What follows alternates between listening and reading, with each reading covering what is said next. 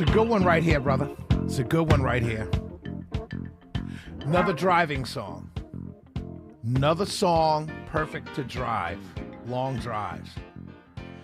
Shelley Winter Show, live, local, topical, and relevant. Let's get to these phones. I did have a topic. We'll get to it, but sometime you hit upon a hot topic and people want to share their thoughts. Got some callers who called in, couldn't stay. Chris from Swanee says, when you're cleaning a firearm, there aren't any bullets in it unless you slap a clip in it as you walk to the door in a tough neighborhood to get your package from the door.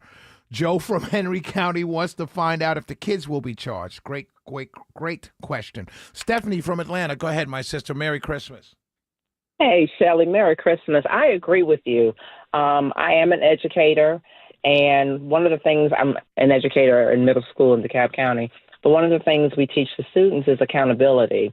First of all, why did you put yourself in a situation where you're stealing from somebody else's property?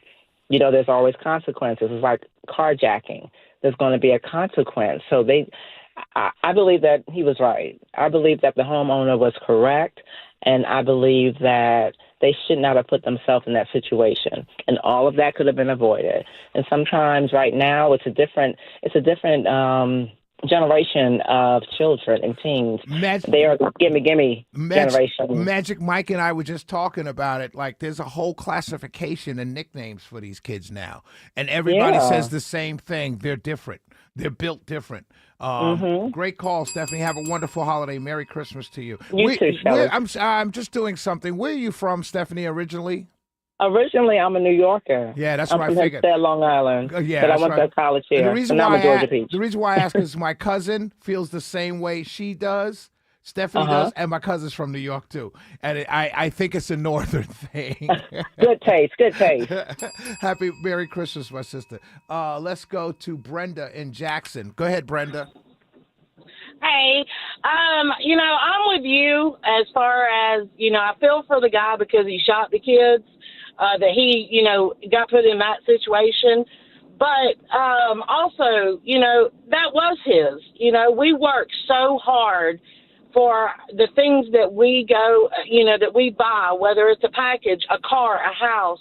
And all of these criminals, these kids, adults, anybody that wants to take from us, it's almost like, we're having to basically take the law into our own hands because it's like the police don't want to deal with it. It's almost like the kids get slapped on the wrist, get let back out, and then the police have to get them again. Well, I understand. They're getting tired of it, too. Yep, absolutely. Great call. Merry Christmas, Brenda, to you. Merry Christmas. Yes. Let's go to Candace. Go ahead, Candace from Douglasville. Hi. I just wanted to comment on it. I agree 100% with you. I have a little bit slightly different take. I think that the parents of the children should apologize to the man, and they should go down to the police station and say they don't want to press charges because those children needed to learn that lesson. If he wanted to kill them, he would have shot them in the chest, the torso, the head. But they got shot in the foot and the leg. That is a warning. Foot and the arm. Foot and the arm, yep. But I get your point. Yeah, So it gives a warning. It's a warning shot. And it also should serve as a notice to other young people that what you're doing is wrong and you're not going to get away with it. So I just think that the whole thing is bad, and a lot of people need to, I don't know what we can do to help him, but he should not be sitting in jail because he didn't do anything wrong. I think anybody would have done that just being in their right mind. And I think the parents, just from the information we do have, the parents should feel embarrassed that they have sons that think it's okay to steal from other people. They should take it upon themselves to go and say, hey, we don't want to press charges against this man. Clearly he wasn't acting in malice because he could have shot and killed them.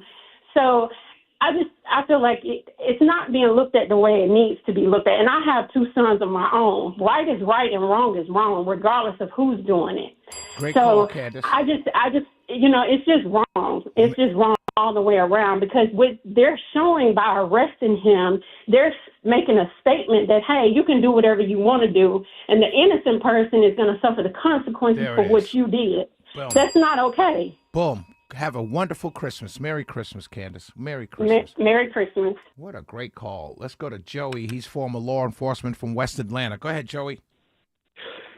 What's going on, my man? First of all, I love you to death.